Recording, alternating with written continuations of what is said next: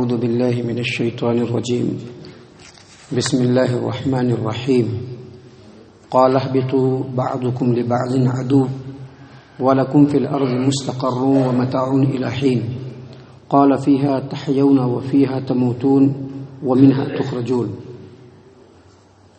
اور اللہ تبارک و تعالیٰ نے کہا کہ تم لوگ یہاں سے نکل جاؤ، اتر جاؤ، تم لوگ ایک دوسرے کے دشمن ہو اور تم لوگوں کے لیے زمین میں ایک مقررہ وقت کے لیے سامان زست ہے اور متاع ہے۔ اللہ تبارک و تعالیٰ نے فرمایا کہ اسی زمین میں تم لوگ زندگی گزارو گے، اسی میں تم لوگ مرو گے اور اسی سے تم لوگوں کو نکالا بھی جائے گا۔ معزز سامعین کرام، آدم علیہ السلام اور ابلیس کا تذکرہ اور واقعہ ایک نصیحت بھرے انداز میں اللہ تبارک و تعالیٰ نے یہاں پر بیان فرمایا ہے، اور کل تک کے واقعے میں جو قرآنی آیات آپ کے سامنے پیش کی گئی اس میں یہ بتلایا گیا کہ بالآخر ابلیس آدم علیہ السلام کو بہکانے میں کامیاب ہوا، اور جس درخت کا پھل کھانے سے اللہ تبارک و تعالیٰ نے آدم علیہ السلام کو روکا تھا اس درخت تک پہنچوا کر اس کو کھلانے پر، اس کو کھانے پر آمادہ کر لیا، اور یہ ایک بہت بڑی غلطی تھی جس کی وجہ سے آدم علیہ السلام نے اللہ تبارک و تعالیٰ سے معافی بھی مانگی۔ جب یہ غلطی ہو گئی اور آدم علیہ السلام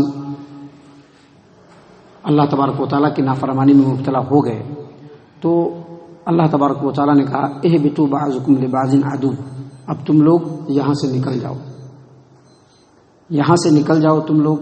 اس سے کون کون لوگ مراد ہیں؟ بعض مفسرین نے کہا ہے کہ اس سے مراد آدم علیہ السلام، سیدہ حوا، ابلیس اور سانپ ہے، جبکہ بعض مفسرین نے سانپ کا ذکر نہیں کیا ہے بلکہ یہ کہا ہے کہ اس سے مراد یعنی تم لوگ یہاں سے نکل جاؤ، اس سے مراد آدم علیہ السلام، حوا اور ابلیس ہے۔ اصل میں جو دشمنی تھی وہ آدم اور ابلیس کے بیچ میں تھی۔ یہی وجہ ہے کہ اللہ تبارک و تعالیٰ نے اسی قرآن کریم میں سورہ طٰہٰ کے اندر بیان فرمایا ہے اہبطا منہا جمیعا، یعنی تم دونوں یہاں سے نکل جاؤ۔ اور چونکہ سیدہ حوا آدم علیہ السلام کے تابع تھی اس لیے ان کا الگ سے تذکرہ نہیں ہوا، اور اگر سانپ کا ذکر صحیح ہے تو سانپ جو ہے وہ آدم علیہ السلام ابلیس کے تابع تھا، اس لیے سانپ کے لیے بھی الگ سے ذکر نہیں ہوا ہے، لیکن یہ تمام کی تمام روایتی اسرائیلی ہے۔ یہاں پر اس سے مراد آدم، حوا اور ابلیس، یہاں تک کہ بعض مفسرین نے یہ بھی بتلایا ہے کہ یہ لوگ کہاں کہاں اترے، یعنی آدم علیہ السلام کہاں اترے، حوا کہاں اتری، ابلیس کہاں اترا، سانپ کہاں اترا، لیکن میں نے پہلے ہی بتلایا کہ تمام کی تمام روایات اسرائیلیات میں سے ہیں، اسرائیلی روایتوں میں سے ہیں۔ یہ صحیح ہے یا نہیں صحیح ہے ہم نہیں بتلا سکتے ہیں، اس کے بارے میں اللہ تبارک و تعالیٰ بہتر جانتا ہے۔ اور آدم علیہ السلام کو ابلیس نے بہکایا یہ بالکل فیکٹ ہے، اور اس کا ذکر جو ہے قرآن کریم کے اندر موجود ہے۔ سانپ تھا یا نہیں تھا، مور تھا یا نہیں تھا، یہ لوگ کہاں اترے، ان چیزوں سے شرعی اعتبار سے کوئی فائدہ نہیں ہے۔ اگر شرعی اعتبار سے ان باتوں کا فائدہ ہوتا تو اللہ تبارک و تعالیٰ اپنے قرآن کریم میں اور نبی صلی اللہ علیہ وسلم اپنے فرمان میں ان باتوں کا ذکر ضرور کرتے ہیں۔ تو یہاں پر اللہ تبارک و تعالیٰ نے فرمایا کہ اہبطوا بعضکم لبعض عدو، تم لوگ اب یہاں سے نکلو، اب تم لوگوں کا کام جنت کے اندر نہیں ہے، اب تم لوگ زمین کے اوپر جاؤ، کیونکہ اب تم لوگوں کا وہی ٹھکانہ ہے، وہی مستقر ہے، تم دونوں ایک دوسرے کے دشمن ہو۔ ابلیس کو آدم علیہ السلام سے دشمنی کیوں ہوئی؟ کیونکہ ابلیس جس نافرمانی کا ارتکاب کیا، جو نافرمانی اس نے اللہ تبارک و تعالیٰ کی اس کا سبب وہ آدم علیہ السلام کو سمجھتا تھا، اس لیے وہ آدم علیہ السلام کا دشمن ہو گیا۔ اور آدم علیہ السلام کو ابلیس نے بہکا کر کے، پھسلا کر کے، سبز باغ دکھلا کر کے اللہ تبارک و تعالیٰ کی نافرمانی پر آمادہ کر لیا، اس لیے آدم علیہ السلام ابلیس کے دشمن بن گئے۔ اسی چیز کو اللہ تبارک و تعالیٰ نے یہاں پر فرمایا کہ تم لوگ ایک دوسرے کے دشمن ہو، اور تم لوگوں نے جنت کے اندر بھی لڑائی کی ہے، ایک دوسرے کو بہکایا ہے، یعنی ایک دوسرے کی جو دشمنی ہوئی ہے وہ جنت کے اندر بھی ہوئی ہے، لہذا جنت ان چیزوں کی جگہ نہیں ہے، اصل جگہ زمین ہے، لہذا تم لوگ زمین پر جاؤ، زمین پہ ہی حق و باطل کا معرکہ ہوگا اور وہیں پر فیصلہ ہوگا، لہذا اب تم لوگوں کو زمین پہ ہی رہنا ہے۔ اس طرح سے اللہ تبارک و تعالیٰ کی ایک مشیت، جو انسان کو اللہ تبارک و تعالیٰ نے پیدا کیا، انسان کو اللہ تبارک و تعالیٰ نے زمین پر بسانے کے لیے پیدا کیا، یہاں پر اپنے احکام کو نافذ کرنے کے لیے پیدا کیا، تو اللہ تبارک و تعالیٰ کی ایک مشیت پوری ہوئی، اور اللہ تبارک و تعالیٰ نے فرمایا اہبطوا بعضکم لبعض عدو، اب تم لوگ زمین پر اترو، تم لوگ ایک دوسرے کے دشمن ہو.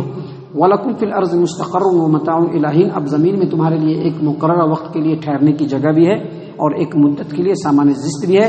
وہیں پر تمہاری عمر مقرر ہوئی ہے، وہیں پر اپنے عمر کے ایام گزارو گے اور وہیں پر تم کو رہنا سہنا ہے. اللہ تبارک و تعالیٰ مزید آگے فرماتے ہیں قَالَ فِيهَا تَحْيَوْنَ، اب تم لوگوں کو زمین میں ہی رہنا ہے. وَفِيهَا تَمُوتُونَ، اور وہیں مرنا ہے. وَمِنْهَا تُخْرَجُونَ، اور پھر اسی زمین سے نکلنا ہے. جیسا کہ اللہ تبارک و تعالیٰ نے قرآن کریم میں سورہ طٰہٰ میں فرمایا کہ منہا خلقناکم وفیہا نعیدکم ومنہا نخرجکم تارۃ اخری، اسی زمین سے ہم نے تم لوگوں کو پیدا کیا ہے اور اسی زمین میں پھر دوبارہ لوٹائیں گے اور پھر دوبارہ اسی زمین سے تم کو پیدا کر کے دوبارہ قیامت کے دن تم کو پھر سے زندہ کریں گے. تو اللہ تبارک و تعالیٰ نے یہاں پر فرمایا کہ اب جو معاملہ آگے بڑھنے والا ہے، چونکہ یہیں سے دشمنی کی بنیاد ہو گئی، اور دراصل یہ زمین جو ہے یہ آزمائش اور امتحان گاہ ہے، اور کسی بھی چیز کا جو امتحان ہوتا ہے ویسے ہی چپکے خالی خلی نہیں ہوتا ہے، بلکہ اس کے لیے بہت سارے ریسٹرکشن ہوتے ہیں. تو یہ جو ابلیس قیامت تک کے لیے اللہ تبارک و تعالیٰ سے یہ وعدہ کر لیا کہ جس آدم کو تو نے پیدا کیا ہے، جس کے لیے مجھ کو سجدہ کرنے کے لیے تو نے حکم دیا اور جس کی وجہ سے میں نے نافرمانی کی اور جس کو تو نے اتنا اہم سمجھا کہ مجھ سے سجدہ کروانے کا حکم دیا، اب میں اس آدم کو اور اس کی اولاد کو جہنم کا ایندھن بنا کر کے رہوں گا. لہٰذا اللہ تبارک و تعالیٰ کا یہ ارشاد کہ اب وہیں پہ رہنا ہے، وہیں پہ موت ہوگی تمہاری، وہیں سے پھر زندہ کیا جائے گا. دراصل اللہ تبارک و تعالیٰ اس بات کی طرف اشارہ کر رہے ہیں کہ اب یہ جو دشمنی ہے یہ قیامت تک رہے گی اور اس کے لیے زمین ہی مقرر رہے گا. یہیں پر دونوں کون حق پہ ہے اور کون باطل پہ ہے یہیں پہ ثابت ہوگا، اور یہیں پہ ابلیس اور ابلیس کی اولاد آدم اور آدم کے اولاد سے کے درمیان قیامت تک کے لیے معرکہ آرائی اور محاذ آرائی چلتی رہے گی. اور اس معرکہ آرائی میں اور اس محاذ آرائی میں جو ابلیس کے چیلے چاٹیاں شیطان، چاہے وہ انسانوں میں سے ہو یا جناتوں میں سے ہو، ان کی جو خصوصیت ہوگی وہ یہ ہوگی کہ یہ اللہ تبارک و تعالیٰ کی نافرمانی جان بوجھ کر کے کریں گے. ان کو معلوم ہوگا کہ اللہ کی نافرمانی ہے، پھر بھی اللہ کی نافرمانی کریں گے. حق کو چھوڑ کر کے حق کے مخالف کام کریں گے، اللہ تبارک و تعالیٰ کے حکم سے انحراف کریں گے، اور اگر کبھی ان کی غلطی کے اوپر ان کو تنبیہ کی جائے تو رونگ ہو جائیں گے، سرکشی پر آمادہ ہو جائیں گے. خود ہی غلطی نہیں کریں گے، صرف خود ہی سرکشی نہیں کریں گے، بلکہ دوسروں کو بھی اپنی چکنی چپڑی باتوں میں پھنسا کر کے راہ حق سے انحراف کرا کر کے باطل رستوں پر لے جائیں گے. یہ ابلیس کے چیلے چاٹیوں اور شیطان کے پیروکاروں کا یہ مکمل جو ہے خاکہ ہوگا جو اللہ تبارک و تعالیٰ نے پیچھے بتلا دیا ہے. اور جو انسان ہوں گے، جو آدم علیہ السلام کے حقیقی معنوں میں پیروکار ہوں گے، جو آدم علیہ السلام کے طور طریقے پر چلنے والے انسان ہوں گے، ان کی نشانی یہ ہوگی کہ وہ اصل میں اللہ تبارک و تعالیٰ کے ہی فرما بردار ہوں گے. ان سے اگر کبھی غلطی ہوگی تو وہ جان بوجھ کر کے غلطی نہیں کریں گے، بلکہ شیطان کے بہکاوے میں آ کر کے غلطی کریں گے. اور اگر ان کے غلطی پر ان کو سمجھایا جائے، ان کو تنبیہ کی جائے یا ان کو احساس ہو کہ ان سے غلطی ہوئی ہے، تو پھر وہ سرکشی پر، تکبر پر اور اپنے نفس پہ جو ہے وہ آمادہ نہیں ہوں گے، بلکہ اس وقت وہ یہ سمجھیں گے کہ یہ مجھ سے واقعی غلطی ہوئی ہے، اپنی غلطی کو ریئلائز کریں گے، ایکسیپٹ کریں گے. ایکسیپٹ کرنے کے بعد اللہ رب العالمین کے بارگاہ میں جھک کر کے بتلائیں گے اور اس بات کا اعتراف کریں گے کہ اللہ تبارک و تعالیٰ یہ جو غلطی ہے یہ ہماری ہی غلطی ہے، اللہ تبارک و تعالیٰ تو مجھ کو معاف کر دے.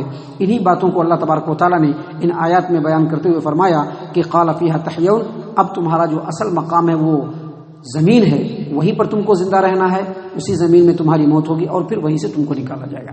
معزز سامعین کرام، ابھی اور بھی بہت ساری باتیں ہیں جو اسی تعلق سے ہیں، جو اگلی آیات میں اللہ تبارک و تعالیٰ بیان فرما رہے ہیں. اللہ تبارک و تعالیٰ سے دعا ہے کہ اللہ تبارک و تعالیٰ ہم تمام کو ان باتوں کے اوپر غور و فکر اور تدبر کرنے کی توفیق عنایت فرمائے. اللہ تعالیٰ ہم انسانوں کو صحیح معنوں میں انسان بننے کی توفیق عنایت فرمائے. یاد رکھیے، انسان جو ہے، ان کا جو مقام ہے وہ فرشتوں سے بھی بڑھ کر کے ہے، فرشتوں سے بہتر ہے انسان بننا. لیکن انسان بننے کے لیے اپنے اندر سب سے پہلے انسانیت لانی پڑتی ہے. انسانیت یہ بہت بڑی چیز ہے. انسانیت یہ انسانوں کے لیے معراج ہے. جو انسان ہے دراصل وہی مسلمان ہے، اور جو انسان نہیں ہے وہ صرف نام کا مسلمان ہے. تو اللہ تبارک و تعالی ہم تمام کو انسانیت اپنے اندر پیدا کرنے کی توفیق عنایت فرمائے. اللہ تبارک و تعالی نبی اکرم صلی اللہ علیہ وسلم کی سنتوں کی اتباع کرنے والا بنائے. اللہ تبارک و تعالی ہم تمام کو صحابہ کرام کے اسوہ حسنہ کو اپنانے کی توفیق عنایت فرمائے. اللہ تعالیٰ جنت الفردوس میں جگہ عطا فرمائے. اے اللہ ہم تمام کو جہنم سے پناہ دے. اے رب العالمین ہم تمام کو جہنم سے پناہ دے. اے مالک الملک ہم تمام کو جہنم سے پناہ دے. آمین یا رب العالمین. وما علینا الا البلاغ المبین.